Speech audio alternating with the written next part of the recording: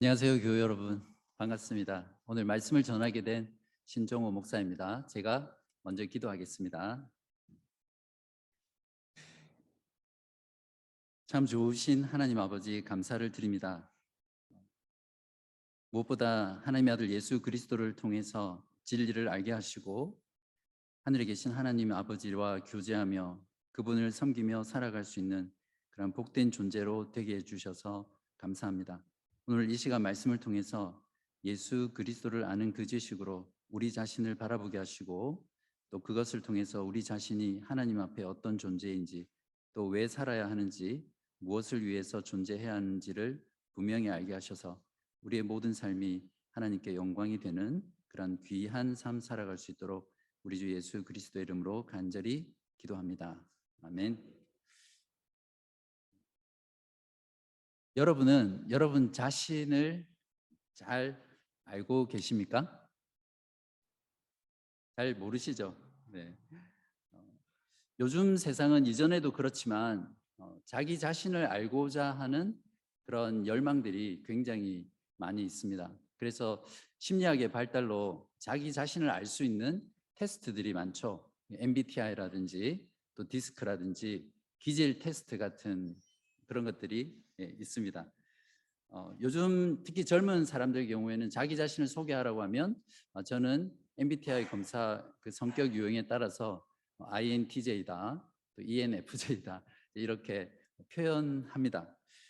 어, 보통 사람을 네 가지 기질로 나누어서 다혈질, 담즙질, 우울질, 또 점액질 이렇게 분류를 하기도 합니다. 여러분도 아마 이 중에 한 가지는 테스트 해보셨을 것 같습니다. 여러분은 어떤 성격 유형이고 또 기질이세요? 저 같은 경우는 교회 밖에서는 INTJ, 교회 오면 ENFJ로 바뀌고요. 담즙질의 성격 기질을 가지고 있다고 합니다. 소크라테스가 너 자신을 알라라는 유명한 말을 남겼죠. 그러나 사실 너 자신을 알라라고 하는 이 말 속에는 너 자신을 너는 결코 알 수 없다 이런 뜻이 숨어 있거든요. 그만큼 자기 자신을 알기가 어렵다는 뜻이죠. 그렇다면 우리는 우리 자신을 진정 바르게 어떻게 알 수 있을까요? 존 칼빈은 그의 책 기독교 강요에서 참되고 건전한 지혜는 하나님을 아는 지식과 또 우리 자신을 아는 이 두 가지 지식으로 되어 있는데 우리 자신을 바르게 알기 위해서는 반드시 하나님 그분을 바라보고 하나님을 알 때 우리 자신을 참되게 알 수 있다. 이렇게 말을 했습니다. 오늘 본문은 세례 요한의 제자들과 또 세례 요한의 자기 인식에 대한 그 차이, 그것들을 우리들에게 보여주고 예수님이 과연 누구신가라는 그 정체성에 대해서 우리들에게 잘 말해주고 있습니다. 바라기는 오늘 말씀을 통해서 여러분들이 그리스도를 아는 그 지식을 통해서 여러분이 진정으로 내 자신이 누구인지를 알고 그분 안에서 발견되는 그런 여러분 되시기를 간절히 바랍니다. 자, 22절부터 24절을 함께 보겠습니다. 그 후에 예수께서 제자들과 유대 땅으로 가서 거기 함께 유하시며 세례를 베푸시더라. 요한도 살렘 가까운 에논에서 세례를 베푸니 거기 물이 많음이라. 그러므로 사람들이 와서 세례를 받더라. 요한이 아직 옥에 갇히지 아니하였더라. 이 사건은 예수님께서 니고데모와 거듭남에 대한 대화를 한 이후에 일어난 사건입니다. 예수님은 예루살렘 성전이 있는 곳을 떠나서 유대의 어떤 땅에서 세례를 베푸셨고 또 요한은 에논이라는 곳에서 세례를 베풀었습니다. 아마 두 지역이 모두 요단강에서 가까운 그런 것으로 보입니다. 두 분 다 어느 날 혜성처럼 나타나서 당시 기득권의 세력이었던 바리새인들 또 서기관들 또 많은 놀라운 가르침으로 사람들을 놀라게 했었고요. 그 당시 사람들에게 많은 영향을 주었던 분이었습니다. 한마디로 슈퍼스타들이었죠. 그래서 사람들은 이 두 사람에게 몰리기 시작합니다. 25절을 보십시오. 이에 요한의 제자 중에서 한 유대인과 더불어 정결 예식에 대하여 변론이 되었더니 정확하게 어떤 문제로 논쟁이 벌어졌는지는 알 수 없지만 26절에서 요한의 제자들의 그 말의 내용을 보면 아마 유대인이 자신들의 정결 예식과 또 예수님이 베푸신 세례, 또 세례 요한이 베풀었던 그 세례를 이렇게 비교하면서 제자들에게 어떤 논쟁을 벌였던 것 같습니다.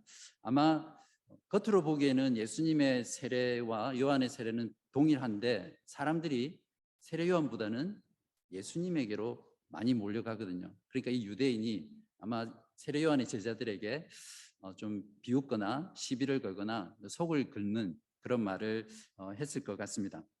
26절을 보십시오. 그들이 요한에게 가서 이르되 랍비여 선생님과 함께 요단강 저편에 있더니 곧 선생님이 증언하시더니가 세례를 베풀매 사람이 다 그에게로 가더이다. 자, 여기서 사람이 다 그에게로 가더이다를 읽을 때 이 다라는 것을 강조해야 되거든요. 다시 읽으면 사람이 다 그에게로 가더이다. 이 말 속에 이 요한의 제자들의 어떤 불만이라든지 불평이라든지 또 스승을 향한 그런 볼멘 소리가 담겨 있는 거죠. 세례 요한이 누굽니까? 오늘 읽었던 말라기 성경에도 예언이 되어 있었고 또 이사야 성경에도 이사야서에도 예언이 되어 있는 그런 구약 성경에 예언된 선지자고요. 또 예수님처럼 태어날 때 수태고지를 받고 태어난 사람이었습니다. 심지어는 예수님께 직접 세례를 베푼 그런 대단한 인물이었죠. 그런데 이 세례 요한에게 세례를 받았던 이 예수님에게로 사람들이 다 몰려갑니다. 이제 세례 요한에게 주어졌던 그 인기와 명성과 사람들은 예수님에게로 이동하고 있는 것을 봅니다. 사람들은 인기를 따라 몰리게 되어 있습니다. 그게 인간의 본성이거든요. 혜성처럼 나타난 새로운 얼굴, 인기몰이를 하시던 예수님에게로 사람들이 다시 다 몰려가는 것은 그건 어떻게 보면 당연한 일이죠. 점점 세례 요한은 어떤 낙동강의 오리알처럼 또 한물간 인기 스타처럼 한때의 인물로 전락해 가고 있습니다. 저는 요한의 제자들의 이러한 입장이 충분히 이해가 갑니다. 자기들이 추종하는 스승의 인기가 사라지고 사람들이 떠나서 다른 스승을 쫓는 그 현상을 보면 결국 자기들의 스승의 몰락이 아니라 자기들의 몰락이거든요. 다른 스승인 예수님이 누리는 그 인기 때문에 세례 요한의 제자들이 가졌던 그런 시기와 질투심은 인간의 그 죄된 욕망을 표출하는 것에 지나지 않습니다. 내가 추종하는 스승, 내가 따라가는 지도자, 리더가 성공하는 것이 무조건 맞는 일이죠. 내가 따르는 정치 지도자나 목사나 또는 교사나 또는 리더가 잘 되고 성공하고 옳아야만 나도 잘 되고 또 나도 오를 수 있거든요. 그래서 인간이 어떤 사람을 추종하는 그 내면의 본질은 결국에는 자기 자신을 추종하는 그 속성이 그 가운데 들어 있습니다. 만약에 여러분이 이 요한의 제자들과 같은 이런 상황에 처했다면 여러분은 어떻게 반응하시겠습니까? 세례 요한이 어떻게 반응했는지 본문을 살펴보겠습니다. 세례 요한의 대답을 보면 요한은 정확하게 자기 자신의 신분, 또 자기 자신의 위치, 또 자기 자신의 역할이 무엇인지를 인식하고 있었고 그 인식에 따라서 자신의 사역을 했습니다. 네 가지로 정리할 수 있는데요. 첫 번째는 모든 것이 하나님의 주권이라는 고백입니다. 27절에 있습니다. 만일 하늘에서 주신 바 아니면 사람이 아무것도 받을 수 없느니라 라고 대답을 했습니다. 요한은 사람들이 자기를 떠나서 예수님에게 몰리는 그것조차도 결국 하나님이 허락하신 것이고 하나님에게서 나온 것이라는 그런 신앙 고백적 표현을 지금 하고 있는 것입니다. 우리가 살면서 이 세례 요한이 고백했던 모든 것이 하나님에게서 나왔고 하나님의 주권이다라는 이 신앙을 가지고 우리가 살게 되면 다른 사람이 나보다 더 잘 되고 나보다 더 높은 지위에 있고 나보다 더 행복해 보이는 그런 모습으로 인해서 배아파하지 않을 수 있습니다. 또한 다른 사람과 나를 비교해서 내가 지금 처한 이 상황, 나는 왜 이런 거야? 라고 하나님께 불평하거나 원망하지 않을 수 있죠. 내가 어떠한 환경, 어떠한 상황 속에 처한다 하더라도 하나님께서 이 신앙을 통해서 내 마음에 평안을 주실 것이고요. 내가 처한 모든 환경에서 스스로 자족하는 그런 신앙들을 우리가 배울 수 있을 것입니다. 두 번째 요한의 자기 인식은 28절에 있습니다. 나는 그리스도가 아니라 그리스도 앞에 보내심을 받은 자라는 고백이죠. 사도 요한은 자신의 이러한 그 정체성과 역할을 자신의 사역 중에 가졌던 그 인기로 인해서 결코 망각하지 않았습니다. 이 세상에는 예수님 그분을 제외하고는 그 어떤 존재도 결코 그리스도일 수 없습니다. 그렇기 때문에 누구든지 내가 그리스도다 또는 그리스도의 대리자다 또는 그리스도와 비슷한 사람이라고 주장하는 사람이 있다면 그 사람은 100% 이단이거나 사이비라는 것을 우리가 분명히 알아야 합니다. 이제 세 번째 요한의 자기 인식은 29절입니다. 신부를 취하는 자는 신랑이나 서서 신랑의 음성을 듣는 친구가 크게 기뻐하나니 나는 이러한 기쁨으로 충만하였노라. 여기서 신랑의 친구란 요즘에 신랑의 들러리라고 생각하시면 됩니다. 세례요한 자신은 신랑이신 예수님의 이 들러리라는 아주 분명한 자기 인식을 가지고 사역을 했습니다. 결혼식 때 신랑이나 또는 신부의 들러리가 신랑과 신부보다 더 돋보이게 하기 위해서 자기를 드러내고 또 그런 행동을 하는 것은 정말 꼴불견이죠. 들러리의 책임과 역할은 철저하게 자신은 감추어진 채 신랑과 신부를 돋보이게 하고 드러내는 것이죠. 세례요한은 자신이 예수 그리스도의 들러리라는 이 자기 인식 속에서 예수님을 높였던 그런 사람입니다. 이제 네 번째 세례요한의 자기 인식은 이 첫 번째, 두 번째, 세 번째를 종합한 그런 내용인데요. 너무나 유명한 구절이죠. 30절인데 다 같이 한번 이 구절은 읽어보겠습니다. 우리의 신앙의 모토다 이런 마음으로 읽어보면 좋겠습니다. 자, 읽겠습니다. 시작. 그는 흥하여야 하겠고 나는 쇠하여야 하니라. 이 구절을 읽거나 또 설교하는 많은 분들이 이 구절을 가지고 어떤 윤리적인 측면에서 많이 적용을 합니다. 예를 들면 예수님을 높이고 자기를 철저하게 낮춘 이 세례 요한의 겸손함을 우리가 배워서 우리도 겸손하게 살자. 그렇게 많이 적용을 하죠. 하지만 세례 요한의 이 말은 이런 어떤 도덕적인 적용보다는 하나님의 구원의 역사의 관점에서 이해를 해야 됩니다. 세례 요한이라는 이 인물은 우리와 이렇게 동일한 인물이 아닙니다. 물론 하나님의 자녀이고 백성이지만 하나님의 그 구원의 역사에서 보면 예수 그리스도의 오심을 미리 예비하고 준비하고 많은 하나님의 백성들을 회개의 복음을 통해서 다시 하나님께로 되돌리는 그런 특별한 역할을 맡은 선지자이거든요. 그렇기 때문에 이 말을 하나님의 구원의 역사의 관점에서 우리가 이해를 해야 합니다. 구약의 마지막 선지자인 세례 요한의 쇠함은 옛 언약인 구약 시대가 이제 종결됐고 완성됐다는 것을 말하고요. 그리스도가 흥한다라는 말은 새 언약의 시대인 신약의 시대가 예수 그리스도가 오심으로 인해서 이제 도래했고 또 성취되어야 한다. 이런 의미로 우리가 이해해야 올바르게 이 구절을 해석할 수 있습니다. 자, 그렇다면 세례 요한이 말한 그가 흥해야 한다라는 이 말의 뜻이 무엇입니까? 예수님이 이 땅에 오신 목적이 성취되는 것이죠. 예수님이 이 땅에 오신 목적이 무엇입니까? 하나님의 백성을 죄에서 구원하는 것입니다.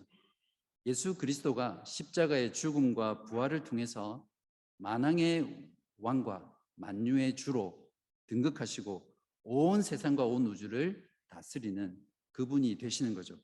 그래서 그분이 다시 오셔서 그 나라를 완성하기까지 복음을 통해서 하나님의 백성들을 계속해서 불러오고 하나님의 나라가 진전되고 이루어져 가는 이 모든 것들이 그리스도는 흥해야 한다라는 그 말의 뜻입니다. 간단히 말하면 그리스도의 나라인 하나님의 나라가 이루어져 가는 것이 그리스도가 흥해져 가는 것입니다. 예수를 믿으면 건강의 복, 물질의 복, 자녀의 복, 배우자의 복, 또 관계의 복, 이런 복들을 누린다는 기복 신앙이라든지, 크리스찬은 세상에서 성공해서 높은 지위에 올라가고 또 잘 되고 잘 살아야 사람들이 그걸 보고 그 영향력 때문에 예수 그리스도를 믿게 된다라는 이런 고지로는 철저한 비기독교적이고 복음적이지 않은 그런 신앙입니다. 참된 기독교의 본질은 이런 것이 아니죠. 왜냐하면 이러한 신앙들은 그리스도가 흥하는 것이 아니라 내가 흥하게 하는 기독교이기 때문입니다. 진정한 기독교는 세례 요한의 이 고백처럼 그리스도는 흥해야 하고 나는 쇠해야 한다라는 이것으로 기뻐하는 것이 진정한 기독교의 신앙입니다. 여러분의 삶을 돌아보십시오. 여러분의 삶은 예수 그리스도의 복음과 하나님의 나라를 흥하게 하는 삶을 살아가고 있습니까? 아니면 내가 흥하기 위해서, 내가 원하는 바를 이루기 위해서 내가 주인이 되어서 그렇게 살아가는 삶을 살고 있습니까?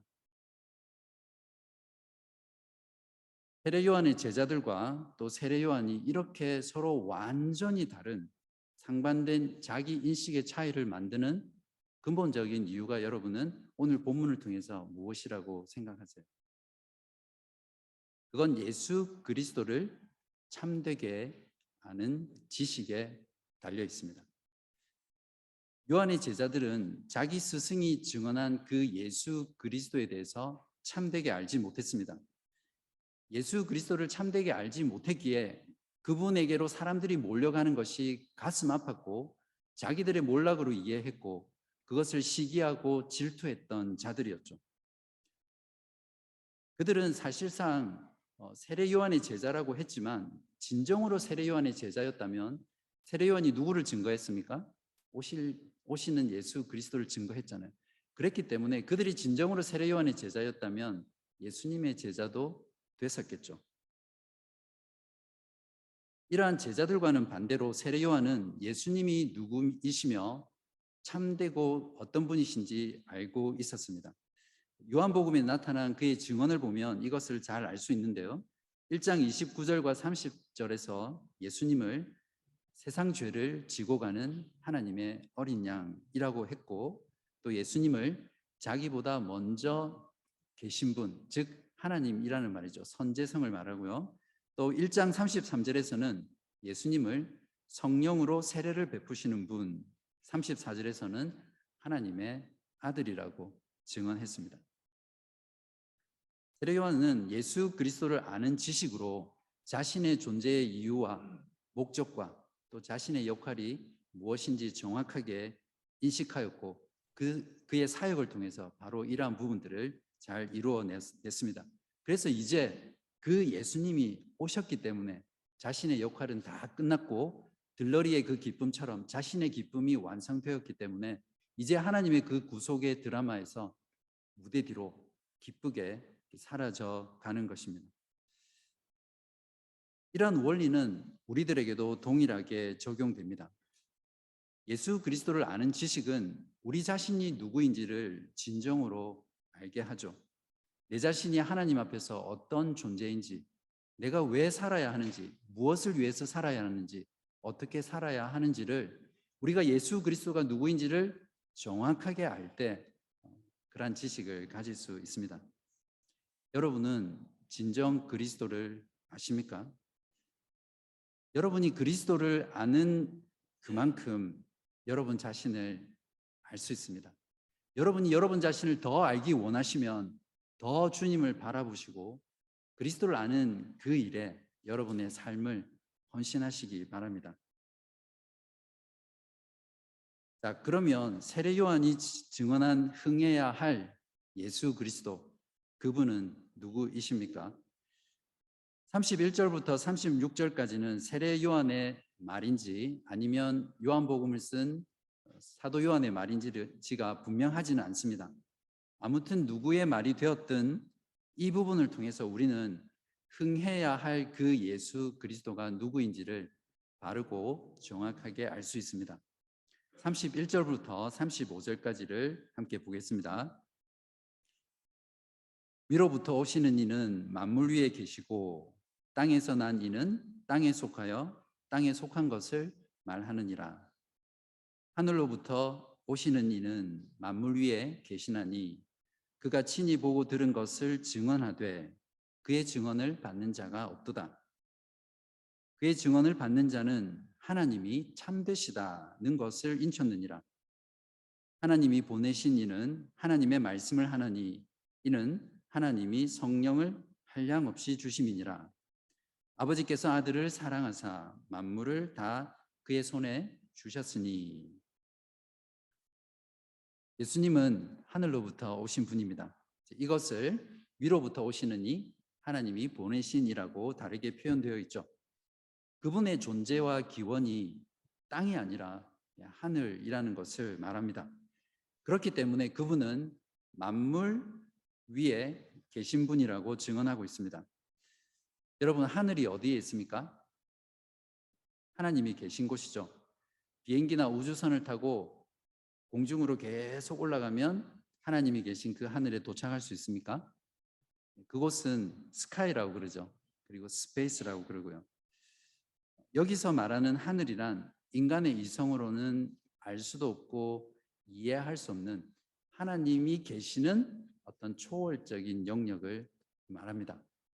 예수님께서 그곳에서 오셨기 때문에 예수님 그분은 하늘의 초월적인 존재다라는 것을 우리들에게 말을 해주죠.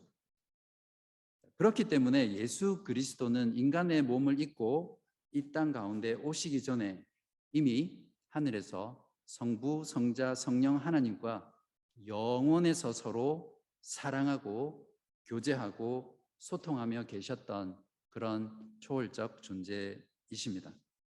그래서 예수님께서 이 지상에 오셔서 하셨던 모든 말씀, 또 그 말씀을 기록한 이 성경의 모든 말씀, 그 말씀은 그분이 하늘에서 직접 보고 들은 것을 증언한 진리, 하나님의 말씀이라고 오늘 성경은 증거하고 있습니다.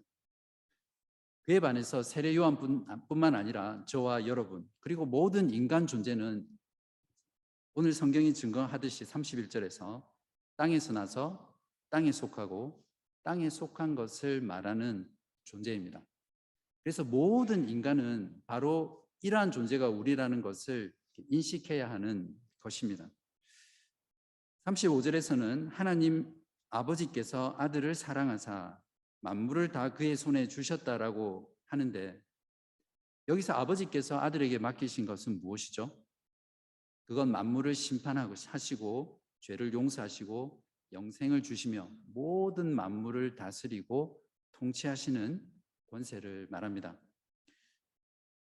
예수님이 하늘에서 오신 분, 모든 만물 위에 계시고 만물을 다스리고 영생을 주시는 분이시라는 것을 진정으로 안다면 예수 그리스도 그분과 또 그분이 하신 말씀을 우리가 어떻게 믿지 않고 또 거부할 수 있겠습니까? 이런 예수님과 예수님의 말씀의 수용 여부에 따라서 인간 존재가 두 가지 상태에 처한다는 것을 36절이 진술하고 있습니다. 36절을 보십시오. 아들을 믿는 자에게는 영생이 있고 아들에게 순종하지 아니하는 자는 영생을 보지 못하고 도리어 하나님의 진노가 그 위에 머물러 있느니라. 여기서 하나님의 진노가 그 위에 머물러 있다라는 이 단어의 헬라어 원어 동사의 시제는 현재형입니다. 예수 그리스도를 거부하고 순종하지 않는 자들이 받는 그 진노 아래에 머무른다는 이 상태가 어떤 미래에 일어나는, 미래에 받는 일이 아니라 이미 지금 하나님의 진노 아래에 머물러 있다는 것을 증거하고 있습니다. 이러한 상태가 어떤 것인지를 제가 G.I. 윌리엄슨 목사님의 책에 나오는 이야기를 인용해서 제가 말씀을 드리려고 합니다. 1945년 8월 6일이었습니다. 일본에 있는 이 도시는 보통 날과 다름없이 정말 평온한 그런 하루였죠. 사람들은 거리를 즐겁게 활보했고 부모들은 자녀들의 손을 잡고 기쁜 마음으로 걸어가고 있었고요. 또 자신의 일을 사랑하고 또 자신의 삶을 즐기면서 그렇게 살아갔던 그런 시간이었습니다. 그러나 그들은 곧 그들에게 임할 무시무시한 이 재앙을 전혀 알지 못했습니다. 도시 전체를 날려버릴 그러한 재앙이 조금 후에 일어날 거라고는 그 누구도 꿈에서조차 상상을 못했습니다. 바로 그때 그 도시의 상공에서 미국의 폭격기가 원자폭탄을 투하하게 됩니다. 그것으로 인해서 그 도시 전체는 지옥과도 같은 그런 아수라장으로 변했고요. 지금까지도 이 원폭의 피해로 인해서 많은 사람들이 고통을 당하고 있는 그런 현실입니다. 바로 이곳이 원자폭탄이 투하되었던 히로시마라는 도시의 이야기입니다. 잠시 후에 닥칠 그 재앙을 알지 못한 채 보통 때처럼 평온하게 살았던 그 히로시마의 도시의 사람들이 바로 그리스도를 믿지 않고 그분을 순종하지 않는 모든 인간 존재의 그 비참한 상태라는 것을 우리가 이해해야 합니다. 정말 슬픈 비극은 자기들 위에 있는 이 재앙이 무엇인지를 알지 못하는 것뿐만 아니라 이 재앙이 얼마나 가까이에 있는지 깨닫지 못한다는 거죠.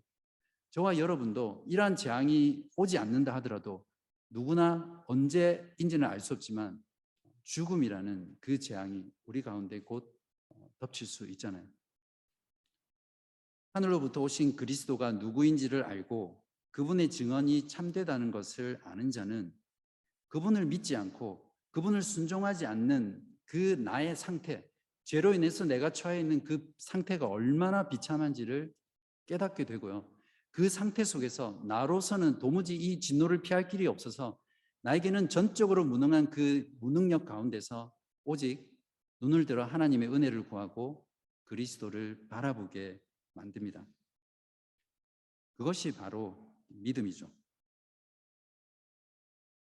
사랑하는 여러분, 만약 여러분 중에 아직 예수 그리스도를 믿지 않는 분이 계시다면 지금 당장 예수 그리스도, 하늘에서 오셔서 하늘의 진리를 증언하시는 그분을 믿으시기 바랍니다. 그분을 믿고 하나님의 진노의 그 상태 아래에서 피하고 벗어나는 그런 여러분 되시기를 바랍니다. 그렇다면 이 믿음은 무엇이죠? 지난주 설교 내용에서도 나왔지만, 본문에서 나왔지만, 광야에서 하나님을 원망하는 것 때문에 하나님께서 불뱀을 보내서 물려 죽게 하잖아요. 그때 불뱀에 물려 죽어가는 자들이 장대에 놋뱀을 달아서 높이 올렸을 때 그 놋뱀을 바라보면 그 바라보는 자마다 살았던 것처럼 자신의 그 죄로 인해 처한 그 비참한 상태에서 십자가에 놋뱀이 되셔서 높이 달리신 그 그리스도를 바라보는 것, 그것이 바로 믿음입니다.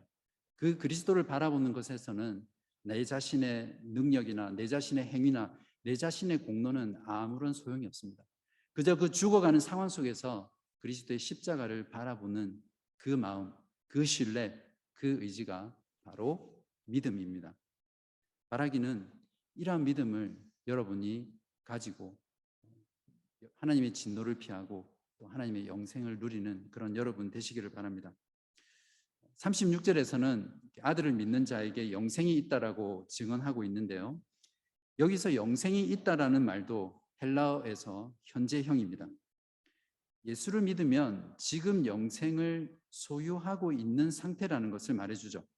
그러니까 영생이라는 것은 내가 죽어서 아니면 예수님이 재림하셨을 때 그때 가지게 되는 것이 아니라, 그것만이 아니라 이미 영생을 소유했고 지금 영생을 내가 소유하고 누리고 있는 상태라는 것을 말해주고 있습니다. 영생이란 단순히 영원히 죽지 않고 사는 것만을 말하지 않습니다. 지옥에서도 영원히 살거든요. 지옥이 정말 지옥인 것은 그 고통이 영원히 지속된다는 것 때문입니다. 사도 요한은 영생을 아는 것을 영생을 정의하기를 아는 것이다 이렇게 말했습니다. 요한복음 17장 3절에 보시면 영생은 곧 유일하신 참 하나님과 그가 보내신 예수 그리스도를 아는 것이니이다. 여기서 안다는 것은 그저 하나님과 예수님에 대해 지식적으로 아는 것을 말하지 않습니다. 마치 부부가 서로 관계하면서 서로 알아가듯이 우리의 지성, 우리의 감성, 또 우리의 의지를 다해서 전인격적인 존재로 예수 그리스도와 관계한다는 것이 예수 그리스도를 안다는 뜻입니다. 이처럼 그리스도를 참되게 아는 지식은 하나님 앞에서 우리의 존재가 어떤 상태인지를 자각하게 하고 그로 인해서 그리스도를 바라보고 영생을 얻게 하는 그 믿음으로 우리를 이끌어 줍니다. 사랑하는 여러분, 여러분은 진정 하나님 앞에서 여러분 자신을 참되게 알고 계십니까? MBTI라든지 기질 테스트 이런 것들로 또 심리학적인 여러 가지 테스트들로 나를 조금은 알 수 있습니다. 그러나 예수 그리스도 그분을 바라보지 않고는 우리 자신이 하나님 앞에서 어떤 존재와 어떤 상태에 처해 있는지, 우리가 왜 살아야 하는지, 또 무엇을 위해서 살아야 하는지 내 자신을 결코 알 수 없습니다. 그렇기 때문에 여러분 자신을 진정으로 알기 원하신다면 그리스도 그분을 바라보시고 그분을 아는 일에 여러분의 삶의 전부를 들이시기 바랍니다. 사도 바울은 자신의 삶을 어떻게 그리스도를 아는 일에 모두 바쳤는지를 빌립보서 3장 7절에서 9절에 이렇게 기록하고 있습니다. 그러나 무엇이든지 내게 유익하던 것을 내가 그리스도를 위하여 다 해로 여길 뿐더러 또한 모든 것을 해로 여김은 내 주 그리스도 예수를 아는 지식이 가장 고상하기 때문이라. 내가 그를 위하여 모든 것을 잃어버리고 배설물로 여김은 그리스도를 얻고 그 안에서 발견되려 함이니. 사도 바울은 그리스도를 아는 그 지식으로 그리스도를 얻고 또 그 안에서 자신이 발견되기 위해서 자신의 모든 것들을 해로 여기고 또한 배설물로 여겼다고 고백하고 있습니다. 사도 바울의 고백처럼 그리스도를 아는 지식으로 여러분도 그리스도를 얻고 그분 안에서 여러분 자신이 발견되는 그런 여러분 되시기를 진심으로 기도합니다. 믿음으로 영생을 누리며 그리스도는 흥하고 나는 쇠하는 그 인생을 정말 기쁨으로 살아가는 그런 저와 여러분 되시기를 간절히 바랍니다. 내 자신을 알라고 말했던 그 테스 선생님에게 이제는 당당하게 내 자신을 알라라고 하기 전에 그리스도를 알라 이렇게 외치는 저와 여러분 되시기를 바랍니다. 기도하시겠습니다. 하늘에 계신 우리 아버지 하나님, 오늘 말씀을 통해 하늘로부터 오신 하나님의 아들 예수 그리스도를 알게 하셔서 내 자신이 정말 누구인지를 알게 해주셔서 감사합니다. 예수 그리스도를 아는 지식으로 우리들 자신을 참되게 알게 하시고 나를 알면 알수록 더욱 그리스도를 바라보는 저희들 되게 하시옵소서. 세례 요한이 그리스도를 참되게 알고 자신의 존재의 이유와 목적을 알고 그리스도는 흥해야 하며 나는 쇠해야 한다라는 그 고백적인 삶을 살았던 것처럼 비록 나는 쇠하여 갈지라도 복음과 그리스도의 나라가 흥해 가기 위해서 나의 삶을 드리고 그것으로 인해 진정으로 기뻐하는 저희 모두 되게 하여 주시옵소서. 지금 우리들 가운데 또 우리의 가족과 친구와 지인들 가운데 예수 그리스도가 누구인지를 알지 못하고 예수 그리스도를 순종하지 않는 분들이 있습니다. 아들의 생명을 내어주기까지 우리를 사랑하신 그 사랑으로 자비를 베풀어 주셔서 하나님의 아들 예수 그리스도를 믿고 하나님의 진노에서 영생으로 옮겨 주시옵소서. 그리스도를 아는 지식을 세상에서 가장 고상한 지식으로 여기게 하셔서 결코 잃어버릴 수 없는 그리스도를 얻기 위해 결코 지킬 수 없는 세상의 것들을 버릴 수 있는 영원히 쇠하지 않고 흥하는 지혜로운 삶을 살아가는 저희 모두 되게 하여 주시기를 우리 주 예수 그리스도의 이름으로 간절히 기도합니다. 아멘.